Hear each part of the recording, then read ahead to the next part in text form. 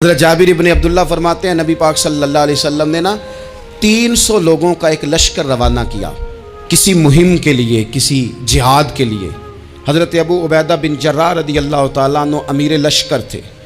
فرماتے ہیں غربت اتنی زیادہ تھی، بھوک اتنی زیادہ تھی کہ ایک ایک کھجور دن میں ایک وقت کھانے کو ملتی تھی، اور کچھ دن ایسے آئے کہ اب کھجور بھی نہیں مل رہی۔ فرماتے ہیں اتنی زیادہ بھوک لگی مجاہدین کو، 300 بندہ پتے کھا کے گزارا ہونے لگ گیا۔ یہ بخاری میں موجود ہے۔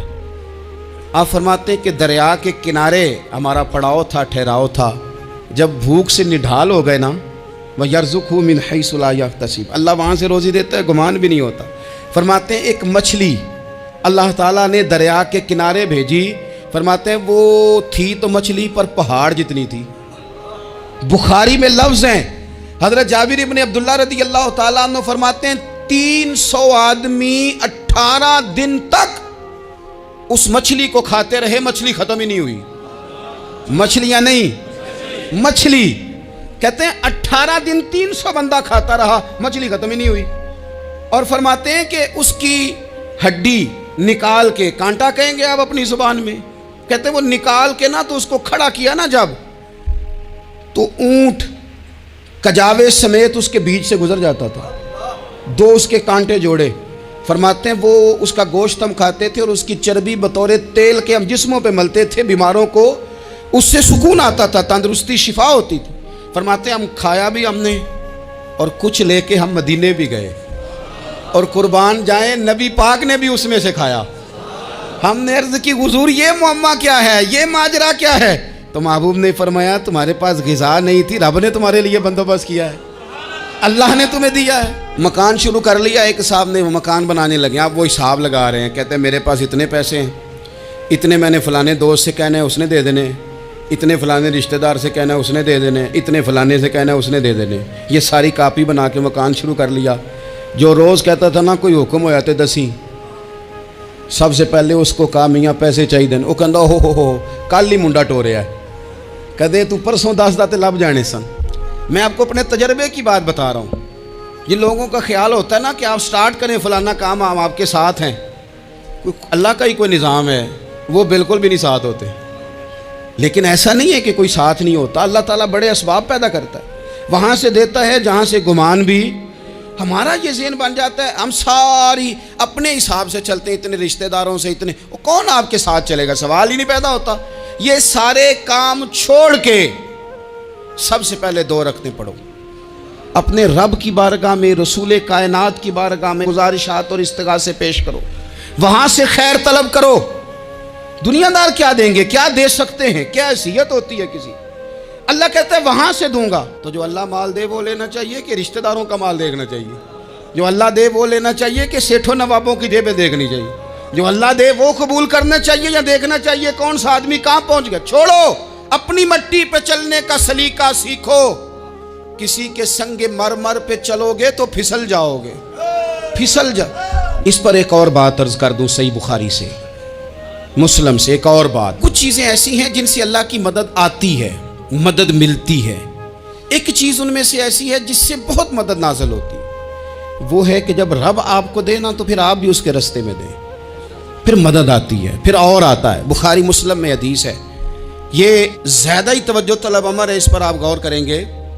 حضرت ابو ہریرہ فرماتے ہیں کہ نبی پاک علیہ السلام نے فرمایا ایک شخص نے بادلوں کے اندر سے آواز سنی کہ فلاں آدمی کا کھیت اور باغ خشک ہو گیا ہے، وہاں برسو اور اس کے کھیت کو سیراب کرو۔ وہ بڑا حیران ہوا کہ بادل سے آواز آ رہی۔ پھر اس نے دیکھا کہ ایک پہاڑی پر بارش ہوئی، وہ بادل وہاں برسا، پھر نالیوں سے ہوتا ہوا پانی ایک طرف چلا، تو جس نے آواز سنی تھی، حضور بیان کر رہے ہیں، وہ بھی پیچھے پیچھے چلا کہ پانی کدھر جا رہا ہے۔ اس نے جا کے دیکھا کہ ایک مقام پہ ایک باغ کو وہ پانی لگ رہا ہے اور ایک آدمی وہ پانی لگا رہا ہے۔ اس نے اس سے پوچھا تیرا نام کیا ہے؟ اس نے کہا کیوں؟ کہنے لگا بتا نا۔ اس نے نام بتایا تو کہنے لگا یہی تو وہ نام ہے جو میں نے بادلوں کے اندر سے سنا ہے کہ فلاں کے کھیت کو پانی دے دو۔ اس نے کہا یار تو کیا عمل کرتا ہے کہ اسپیشل تیرے لیے بارش برسے؟ یہ بخاری پڑھ رہا ہوں، سیاستہ سے حدیث عرض کر رہا ہوں۔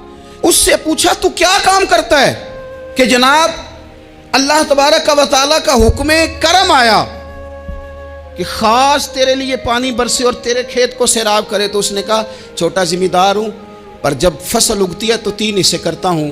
ایک حصہ اپنے بال بچوں پہ، بہن بھائیوں پہ خرچ کرتا ہوں، ایک حصہ پورا، اور ایک حصہ دوبارہ کاشتکاری پہ لگاتا ہوں، اور تیسرا حصہ خالص میں نے مسکینوں، یتیموں اور غریبوں کے لیے رکھا ہوا ہے. وہ جو تیسرا حصہ، اللہ کرے آپ سمجھے، وہ رب کے بندوں پہ تیسرا حصہ خرچ کرتا ہے نا، تو کریم مالک نے فرمایا جہاں سے غریب کا حصہ جاتا ہے وہ کھیت خشک نہیں رہنا چاہیے. وہ جہاں سے مسکین روٹی کھاتے ہیں وہ خشک نہ رہے. جہاں سے یتیموں کو کچھ آتا ہے کہیں اس کی فصل رہ نہ جائے. میں اور آپ بھی اگر اپنے مال میں مسکینوں، یتیموں، غریبوں کے حصے رکھ لیں گے تو فصلیں خشک نہیں رہیں گی. ان کے اندر تازگی آئے گی، نور آئے گا، کرم آئے گا، خاص کر خدا کی رحمت برسے گی. مدد اللہ سے چاہیں، اپنی توجہات کا مرکز رب رسول کی ذات کو بنائیں، پھر آپ محسوس کریں گے کہ بڑی جلدی اللہ تعالیٰ کی مدد آنے لگی ہے. کبھی آپ صرف کہہ دیں نا میرا رب میرے ساتھ ہے، اس لفظ میں اتنی طاقت ہے کہ دشمن ویسے زہر ہو جاتا ہے. زندگی میں کسی سے بھی لڑائی ہو، اچھی طرح سوچ لیں کہ اللہ اس طرف ہے یا اس طرف ہے. اگر آپ زیادتی پہ ہیں تو پھر رب مظلوم کی جانب ہے. اگر اللہ کی مدد آپ کے ساتھ ہے تو دنیا کی کوئی طاقت آپ کو گرا نہیں سکتی. اور اگر آپ مظلوم کے مقابلے میں ظالم بن کے آپ کھڑے ہو گئے ہیں اور آپ نے رویہ وہ اختیار کیا ہے کہ جس میں مدد نہیں آئے گی، تو پھر یاد رکھ لیں کہ آپ کوئی بھی ہیں، کہاں بھی ہیں، آپ کمزور ہیں. طاقتور تھے ابتدائے اسلام میں، ظاہری طاقت تھی کفار مکہ کے پاس. وہ ڈنڈوں سے مارتے تھے غریبوں کو، ان کے ہاتھوں میں ڈنڈے تھے، پر خدائی طاقت ان مظلوموں کے ساتھ تھی. صاحب زرقانی نے لکھا ہے، حضرت زنیرہ رضی اللہ تعالیٰ عنہ ایک لونڈی ہیں، غریب ہیں. ماڑے دا کی کام محمد، نس جانا یا رونا. غریب سادی بی بی اور لونڈی کنیزہ، ایک مشرک کی کنیزہ تھی. انہوں نے کلمہ پڑھ لیا. وہ ڈنڈوں سے مارتا، دروں سے مارتا، تکلیف دیتا. حضرت زنیرہ رضی اللہ تعالیٰ عنہ کو اتنا مارا، اتنا مارا. اب آپ ایک اور پہلو پر بھی غور کریں، مار بھی پڑ رہی ہے پر خدا ادھر ہی ہے، اللہ کی مدد ادھر ہی ہے. رب کہتا ہے کہ پہلے تو صبر کرنا، ان اللہ مع الصابرین. تو صبر کرے گا تو پھر رب کی معیت ملے گی. ذرا ٹھہرنا، تو تھوڑا ڈٹنا. ان الذین قالوا ربنا اللہ ثم استقاموا تتنزل علیہم الملائکہ. تو کہے اللہ میرا رب ہے، پھر تو پہلے ڈٹ، پہلے تو نے ڈٹنا ہے. ثم استقاموا، جو ڈٹ گیا، تتنزل علیہم الملائکہ، ڈٹنے والے کے لیے مدد آتی. پہلے تھوڑا ٹھہرنا پڑتا ہے، پہلے تھوڑا صبر کرنا پڑتا ہے، حوصلہ کرنا پڑتا، اس کے بعد مدد آتی. مار پڑ رہی ہے، مارا جا رہا ہے. حضرت زنیرہ کو ان کا مالک جو ہے ظاہری آقا وہ مار رہا ہے. یہ کنیزہ ہے، اتنا مارا، اتنا مارا، ان کی بینائی چلی گئی، نظر آنا بند ہو گیا. ابو جہل آیا اور کہنے لگا زنیرہ دیکھا نا ہمارے بت تیری آنکھیں لے گئے، معاذ اللہ، لات و منات ہمارے بتوں نے تجھے اندھا کر دیا. اب ایسا نہیں ہے کہ بی بی روتی جا رہی ہے، روتی جا رہی ہے، مایوسی مایوسی، معاذ اللہ، پریشانی، غریبی بڑی ہے، پوچھنے والا کوئی نہیں. یہ باتیں نہیں. کیا جملے ہیں خاتون کے، کیا لفظ ہیں. ابو جہل نے طنزیہ کہا، معاذ اللہ، کہنے لگا دیکھا نا ہمارے بتوں نے تجھے اندھا کر دیا. تو جناب زنیرہ آنکھوں کی بینائی گئی ہے، رات کو گئی ہے، دکھ ابھی تازہ ہے، لیکن اللہ پہ جو توکل ہے، اپنے مالک سے جو رشتہ ہے وہ اتنا مضبوط ہے، اتنا طاقتور ہے، اس میں اتنی گہرائی ہے کہ حضرت زنیرہ بول کے نا اتنی قوت سے بولی، اتنی طاقت سے بولی کہ پورے کفر پر لرزہ طاری ہو گیا. فرمانے لگی تمہارے بتوں کی کیا اوقات ہے کہ میری بینائی لے جائیں. یہ میری رب کی حکمت کا تقاضا ہے. جب تک اس نے چاہا زنیرہ دیکھتی رہی، اور جب اس نے چاہا زنیرہ کی آنکھوں کی بینائی چلی گئی، اور اگر وہ چاہے گا نا تو بینائی واپس بھی کر دے گا. اگر ہو ذوق یقین پیدا تو کٹ جاتی ہیں زنجیریں، اگر وہ چاہے گا تو بینائی آ بھی جائے گی. حضرت زنیرہ نے رات کو یہ لفظ کہے، ابو جہل اور سارے کفار ڈر کے سن کے چلے گئے. آپ اطمینان سے آ کے بستر پہ سوئی. جب سویرے اٹھی تو اللہ نے آنکھوں کی روشنی واپس کر دی تھی. आंखों की अब छड़ी पकड़ी है, बाजारों में घूमती है, कहती हैं बुलाओ किधर है तुम्हारे लातो मनात, देखो मेरे रब ने रोशनी वापस कर दी, आ कर मेरे साथ, इधर आ सितमगर हुनर आजमाए, तू तीर आजमा हम जिगर आजमाए। बीमार लोगों याद रखो, कह दिया डॉक्टर ने कि तू बड़ा बीमार है, तू बड़ा कमज़ोर है, ये हो गया वो हो गया, तो डॉक्टर अपने इल्म के मुताबिक बात कर रहा है, होगा तो वो जो मेरा रब चाहेगा।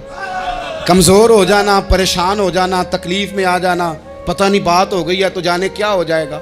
अपनी ज़िंदगी के अंदर अपने रब से रिश्ता मजबूत करें, रसूल कायनात से रिश्ता मजबूत करें, अल्लाह वालों से रिश्ता मजबूत करें। हज़रत ज़ुनैरा ने पैगाम दिया कि ज़िंदगी में जो जीना चाहते हैं तो वो रब का नाम लेके जी सकते हैं, जो अपनी ज़िंदगी में खुशियाँ देखना चाहते हैं तो रसूलुल्लाह के नाम पर खुशियाँ देखी जा सकती हैं।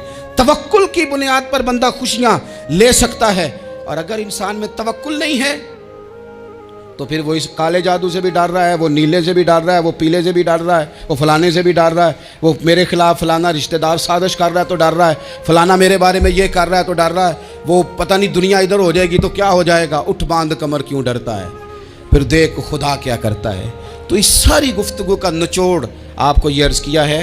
सबसे पहले तो ये कि मैदानों में मदद भी अल्लाह की, रिस्क में मदद भी अल्लाह की, फसलें खुश्क हों तो मदद फिर भी अल्लाह करे, तो फिर सारी मदद, और अगर इंसान बीमार हो तो फिर भी मदद अल्लाह की। तो अपने अल्लाह की जानिब तवज्जो को बढ़ाएं, आप अल्लाह से मदद के सवाली बने।